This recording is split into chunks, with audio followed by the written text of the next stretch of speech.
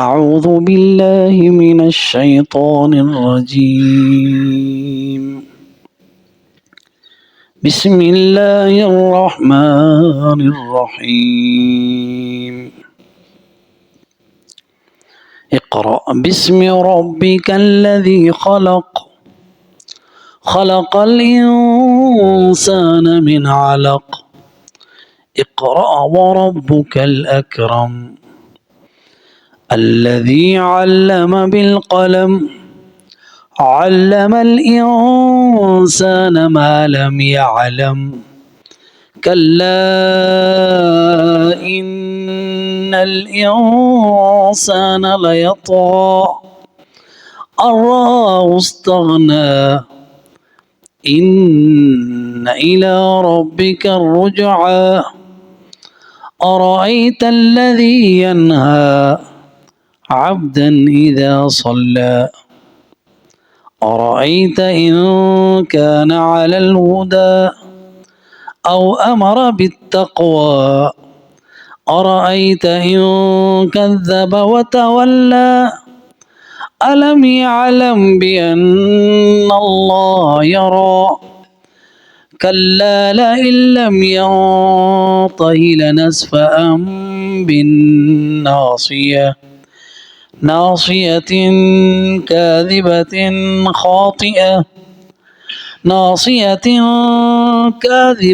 خاطئة فليدع ناديه سندع الزبانية كلا لا تطعه واسجد واقترب. الحمد لله والصلاة والسلام على رسول الله وبعد. سورۃ العلق، اور یہ وہ سورت ہے جو نبی صلی اللہ علیہ وسلم پر سب سے پہلے نازل ہوئی. پوری سورت نہیں، اس کی پہلی 5 آیتیں، کیونکہ جو پہلی سورت مکمل نازل ہوئی وہ سورۃ الفاتحہ ہے. تو یہ وہ 5 آیتیں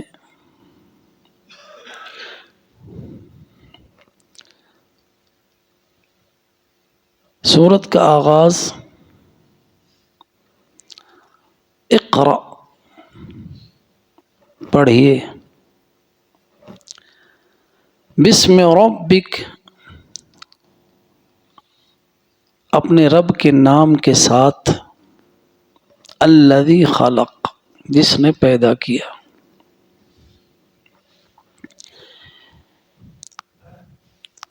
اس میں ہمارے لیے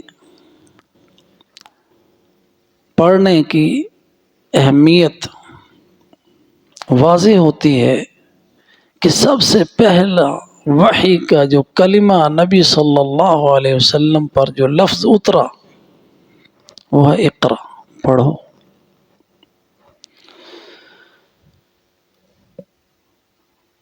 تو اس میں تفاسیر میں اور کتب احادیث میں ایک باب ہے، باب بدء الوحی،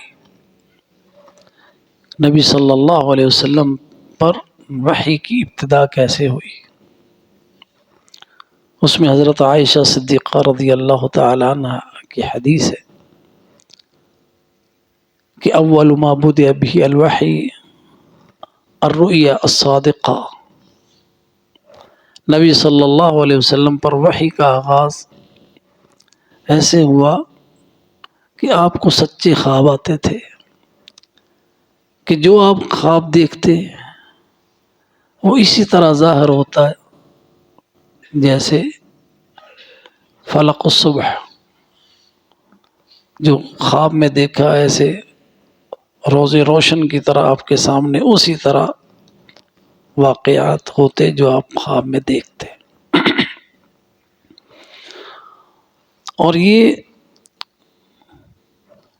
سیرت کی کتابوں سے معلوم ہوتا ہے کہ جو رؤیا صادقہ کا سلسلہ تھا یہ وحی سے تقریباً 6 ماہ پہلے سے شروع ہو چکا تھا، ربیع الاول سے کہہ لیں۔ تو جو اقرا کی وحی نازل ہوئی وہ رمضان میں ہوئی، اور نبی صلی اللہ علیہ وسلم فرماتے ہیں کہ حبب الی الخلا، مجھے تنہائی پسند ہونے لگی، اور پھر آپ اپنا زاد لے کے، کھانے پینے کی اشیاء لے کے تنہائی میں چلے جاتے۔ مکہ میں پہاڑ ہے جبل نور اس کا نام رکھا گیا ہے، تو اس پہاڑ پر ایک غار ہے، اس غار میں جا کے بیٹھ جاتے اور غور و فکر کرتے اللہ کی تخلیق پر، کائنات پر۔ تو یہ آپ کی طرف اللہ کی طرف سے ایک تنہائی کی طرف رغبت ہو گئی، اکیلے تنہا بیٹھنا دنیا سے الگ تھلگ ہو کے۔ تو جب وہ زاد ختم ہو جاتا اور لے جاتے، پھر وہیں جا کے بیٹھتے۔ تو یہ سلسلہ اسی طرح جاری تھا کہ ایک دن آپ اسی غار میں بیٹھے تھے کہ فرشتہ آتا ہے، اور آپ کو نہیں پتا کہ یہ فرشتہ ہے، آپ جبریل کو نہیں جانتے تھے، اور اس نے آ کے آپ کو اپنے بازوؤں میں لیا اور بھینچا، اور فرمایا نبی صلی اللہ علیہ وسلم نے حتی بلغ منی الجہد، یہاں تک کہ مجھے الجھن اور مشکل ہونے لگی، اس قدر اس نے دبایا، پھر چھوڑا۔ ثم ارسلنی فقال اقرا، پھر کہا پڑھو، فرمایا ما انا بقاری، میں تو پڑھا ہوا نہیں ہوں۔ اس نے پھر دوبارہ اپنے بازوؤں میں لیا اور بھینچا، حتی بلغ منی الجہد، پھر چھوڑا اور کہا اقرا، آپ نے وہی جواب دیا، ما انا بقاری۔ پھر تیسری مرتبہ اس نے اسی طرح آپ کو دبایا اور پھر کہا اقرا بسم ربک الذی خلق، خلق الانسان من علق، اقرا وربک الاکرم الذی علم بالقلم، علم الانسان ما لم يعلم۔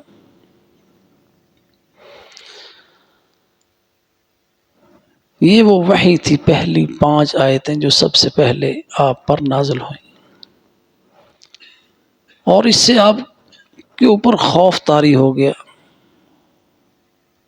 آپ خوف سے کانپنے لگے، یہاں تک کہ پھر آپ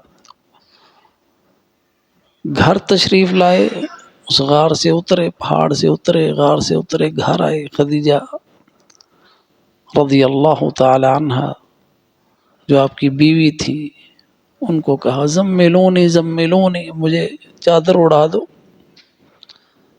تو جب آپ کی طبیعت سنبھلی، اور وہ زوجہ محترمہ بہت ہی سمجھدار خاتون تھی، تو انہوں نے معاملہ پوچھا ماجرا کیا ہے؟ تو آپ صلی اللہ علیہ وسلم نے بتایا انا خشیت علی نفسی، مجھے اپنی جان کا ڈر ہے۔ تو وہ ابھی دیکھیں، یہ ابتدا ہے، نہیں معلوم، نہ قرآن اترا ہے، نہ تعلیمات مکمل ہوئی ہیں، لیکن فطرت پر تھیں حضرت خدیجہ، اور نبی صلی اللہ علیہ وسلم کی سیرت کو جانتی تھیں، اس لیے حوصلہ دیا، اور یہ اچھی بیوی کی نشانی ہے، سمجھدار کی، کہ جب خاوند پریشانی میں ہو تو کس طرح حوصلہ دینا ہے۔ کیسے انہوں نے حق ادا کیا، کہا کلا، ہرگز نہیں، واللہ لا یخزیک اللہ ابدا، اللہ کی قسم، اللہ سبحانہ و تعالی آپ کو ایسے ہی ضائع نہیں کرے گا، لا یخزیک اللہ ابدا۔ کیوں نہیں ضائع کرے گا؟ پھر دلیلیں دی آپ کی سیرت سے اور آپ کے اخلاق سے، کیونکہ لأنک تصدق الحدیث، آپ سچی بات کرتے ہیں۔ وَإِنَّكَ لَتَحْمِلَ الْكَلَّ، آپ ناتواں کا بوجھ اٹھاتے ہیں۔ وَتَقْسِبُ عَلَى نَوَائِبِ الْحَقِّ، حق کے معاملات میں آپ آگے بڑھ چڑھ کر حصہ لیتے ہیں۔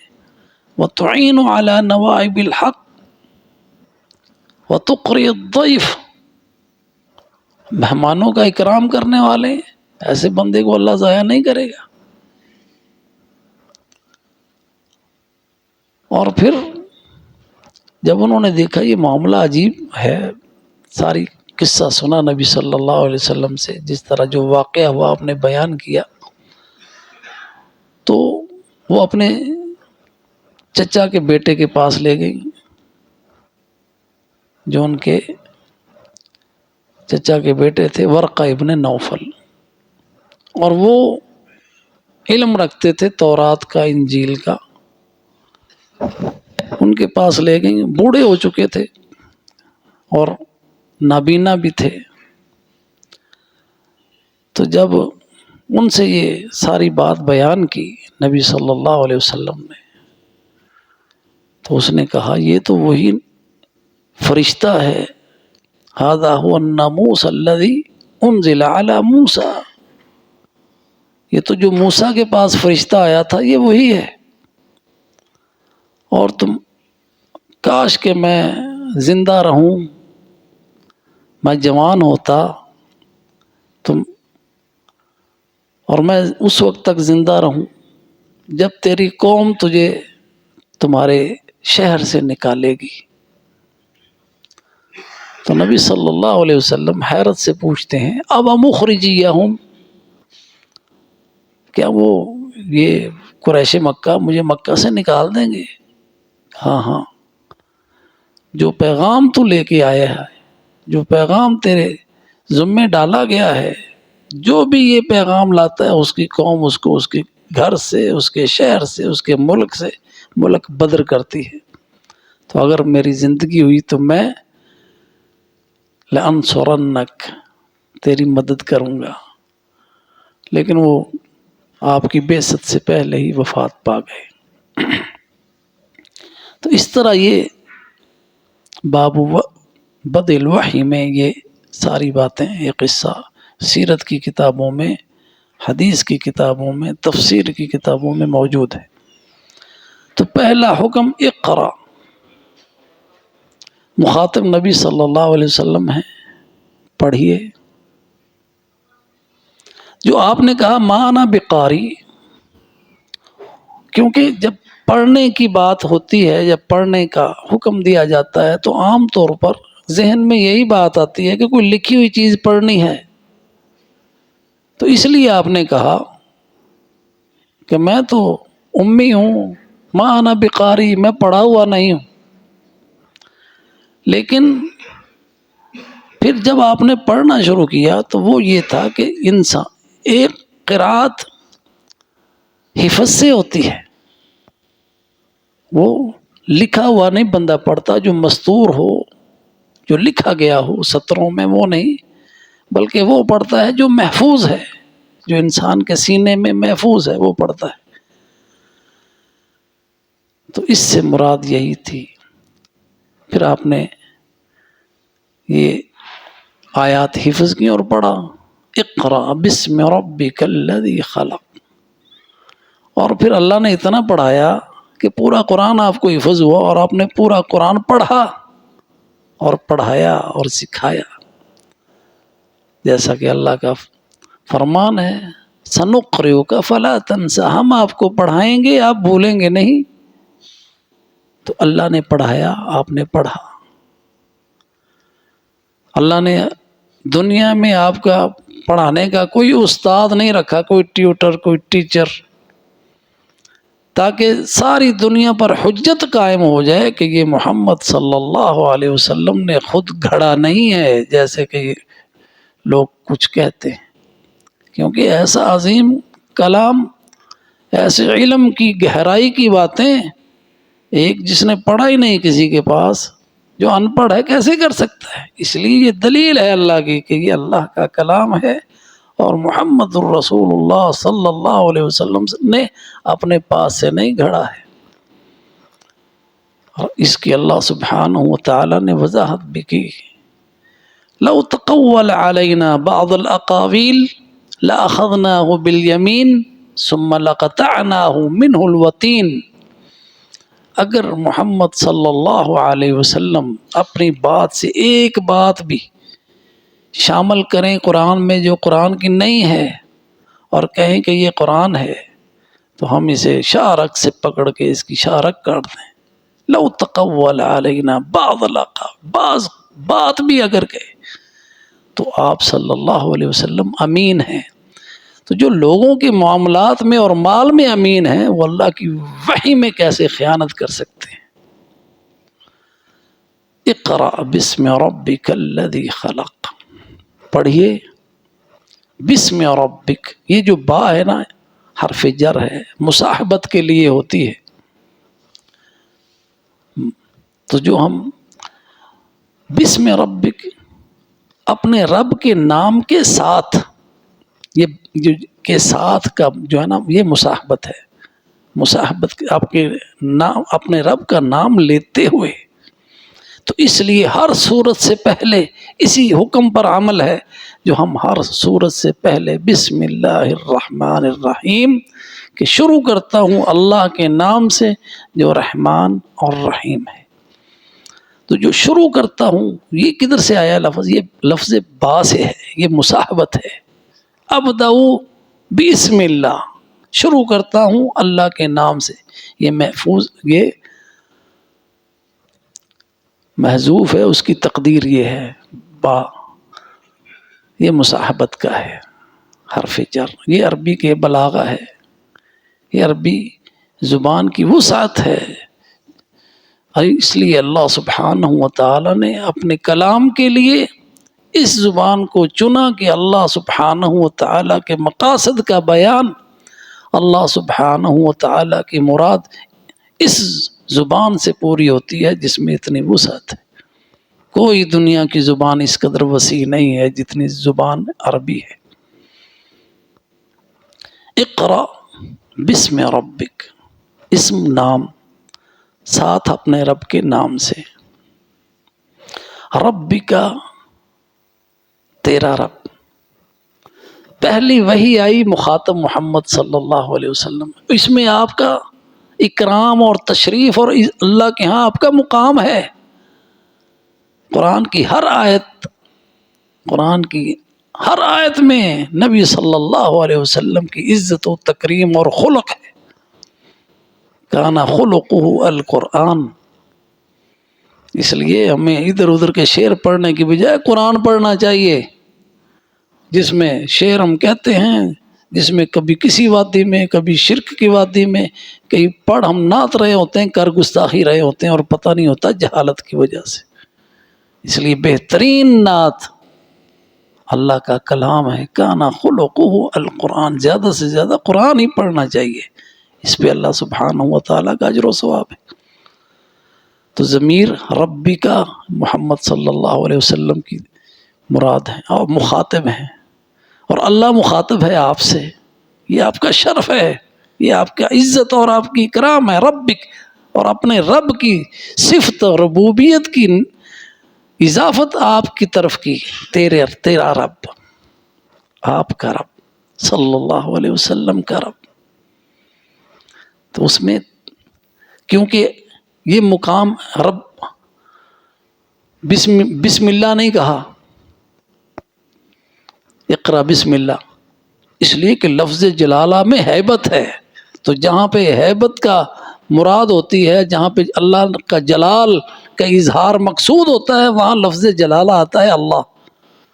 تو جہاں رب ہے وہاں پہ تسلیہ ہے، کیونکہ آپ خوف زدہ ہیں، آپ کی تسلی کے لیے لفظ رب آیا، اور آپ عربی ہیں، فصیح العربی ہیں، اور جانتے ہیں رب کے معنی کیا ہے۔ رب میں اکرام ہے، رب میں محبت ہے، رب میں رزق ہے، گھر کا سربراہ گھر کا رب کہلاتا ہے، گھر کی خاتون ربۃ البیت کہلاتی ہے۔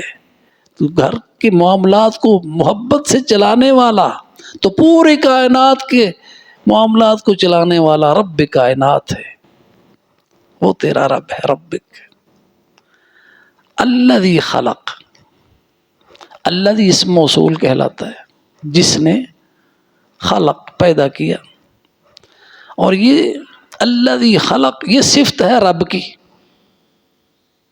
اسم موصول آیا اور اس کے ساتھ صلۃ الموصول خلق، الذی خلق۔ اب کوئی اور صفت کیوں نہیں آئی، خلق کیوں آئی؟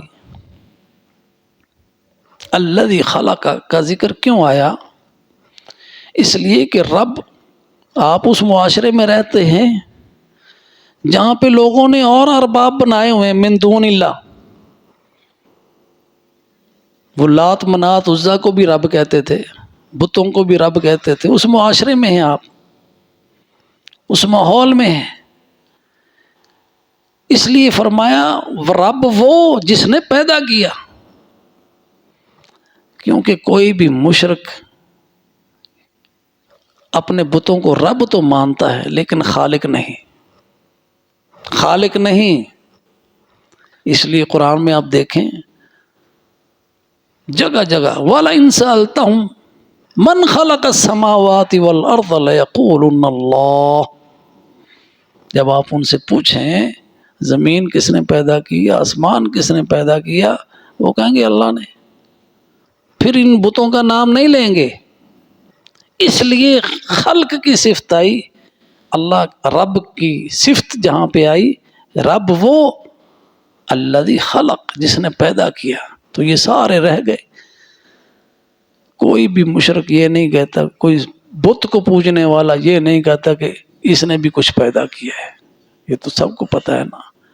اس لیے جب ان سے پوچھا جائے پیدا کس نے کیا ہے، خالق کون ہے، تو اللہ، الذی خلق، اس لیے خلق کا ذکر آیا، اور خلق کا پھر دوبارہ تاکید کے ساتھ۔ اب تخلیق میں سب سے اشرف المخلوقات انسان ہے، اس لیے تخلیق انسان کا ذکر آیا، خلق الانسان من علق، پیدا کیا انسان کو من علق، علق سے، من ابتدائیہ حرف جر ہے، حروف جر کے معانی ہیں، من ابتدائیہ کہلاتا ہے، ابتدا کے لیے ہوتا ہے، یعنی انسان کی تخلیق الگ سے شروع ہوتی ہے، الگ سے۔ لیکن ذہن میں بات آتی ہے کہ تخلیق انسان تو مٹی سے بھی ہے، نطفہ سے بھی ہے، جیسا کہ سورہ حج میں ہے، یا ایھا الناس ان کنتم فی ریب، کیا ہے وہ آیت؟ یا ایھا الناس ان کنتم فی ریب من البعث، سورہ حج کی آیت ہے، آیت نمبر 5۔ یا ایھا الناس، اے لوگو، ان کنتم فی ریب من البعث، اگر تم شک میں مبتلا ہو دوبارہ زندہ ہونے کے بارے میں،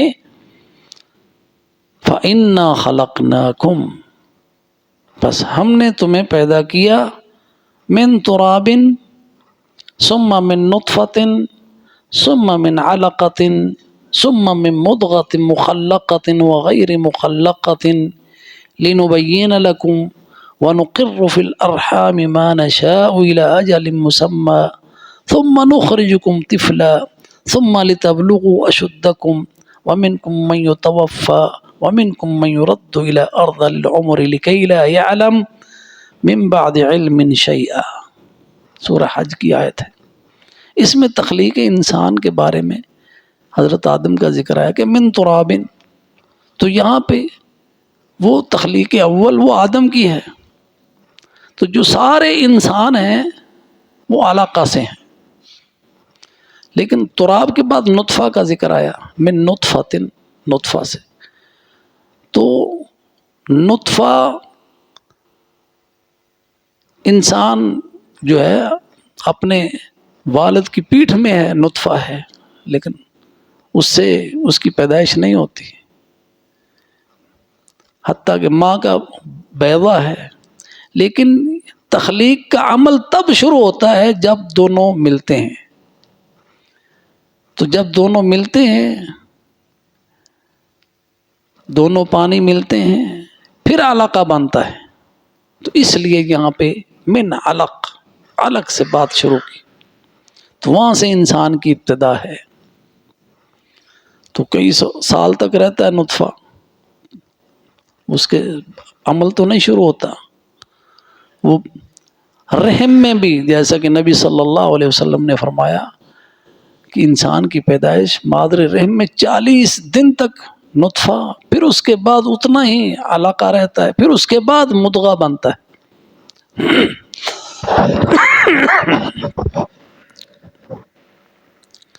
تو یہاں پہ لفظ علق، علق جو ہے نا، علق معلق ہونے کو کہتے ہیں، علق لٹکنے کو. تو علق القا کی جمع بھی ہے. القا، القا ہماری زبان میں وہ کیڑا ہے، پانی میں ہوتا ہے، جس کو ہم جونک کہتے ہیں. کہ جب ہم اپنے مال مویشی پانی پلانے کے لیے چھپڑوں میں لے جاتے ہیں تو کسی کے ناک میں لٹک جاتا ہے، کسی کے منہ میں لٹک جاتا ہے، کسی کے تھن کے ساتھ لگ جاتی ہے، کسی کے انسان بھی اگر اس میں غوطہ لگائے تو اس کے جسم میں بھی چمٹ جاتی ہے، خون چوستی ہے. وہ ہے علقہ، جونک. چھوٹا سا کیڑا ہوتا ہے، اور کئی تو طبی طور پہ استعمال بھی کرتے ہیں. جوڑوں کے درد میں ادھر تھوڑا سا گڑ لگایا، اوپر جونک لگا دی، وہ خون چوس چوس کر اتنی موٹی ہو جاتی. ہاں، خون چوستی ہے.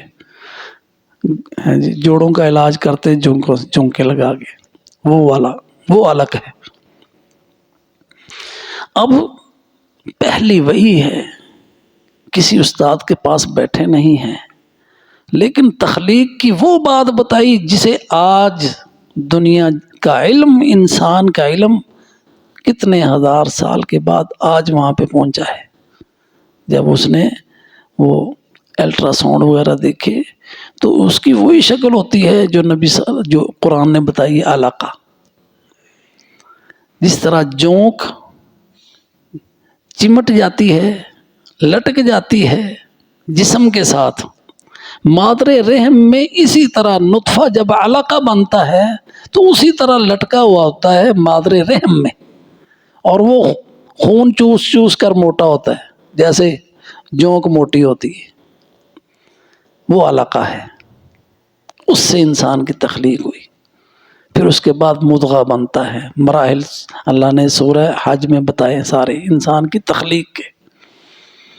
خلق الانسان، انسان کو پیدا کیا، من علق. اقرا، دوبارہ تاکید آئی پڑھنے کی، پڑھیے. وربک الاکرم، اور پھر تیرا رب، آپ کی تکریم، آپ کا شرف، آپ کا مقام، آپ کی عزت، آپ کا احترام، اللہ کے ہاں سبحانہ و تعالیٰ کے ہاں آپ کا رتبہ. اقرا وربک الاکرم، پڑھیے، اور تیرا رب بڑا کریم ہے. اکرم صیغہ مبالغہ. اقرا وربک الاکرم الذی علم بالقلم. اب رب کی صفت اسم موصول الذی، اور وہ رب جس نے علم بالقلم، سکھایا قلم کے ساتھ.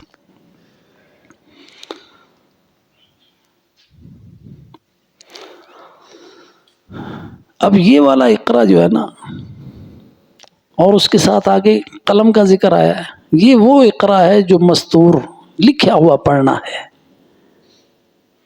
تو اللہ سبحانہ و تعالی یہاں پہ قلم کی اہمیت کا بیان ہے.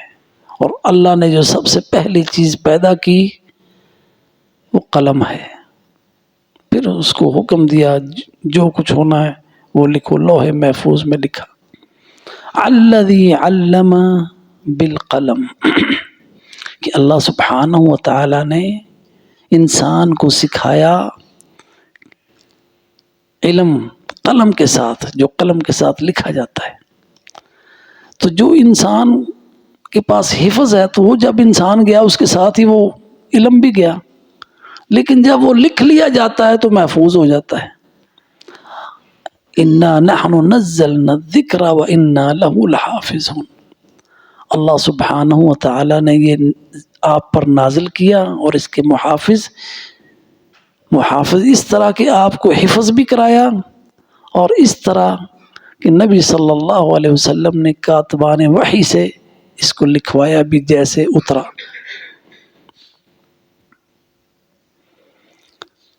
الذی علم بالقلم علم الانسان ما لم يعلم. حالانکہ قلم بڑی تفصیل چاہتا ہے. قلم جس کا سر کاٹ دیا جائے، تراشا جائے، اس کو قلم کہتے ہیں. تو چونکہ وہ تراش کے بنایا جاتا ہے اس کو اس لیے قلم کہتے ہیں. تو قلم کی کیا اہمیت ہے، اس پہ بڑی بڑی کتابیں لکھی گئی ہیں. علم الانسان ما لم يعلم. سکھایا انسان کو ما لم يعلم، جو وہ نہیں جانتا تھا. تو انسان کا علم جہاں تک بھی پہنچ جائے، انسان ساری زندگی سیکھتا ہے. اور جو اس کی سیکھنے کی صلاحیت ہے، جو اس کی بچپن میں ہوتی ہے، وہ اس کی جوانی میں نہیں، وہ اس کی بڑھاپے میں نہیں. سب سے زیادہ انسان جو سیکھتا ہے وہ بچپن میں سیکھتا ہے. علم، سکھانے والا اللہ ہے.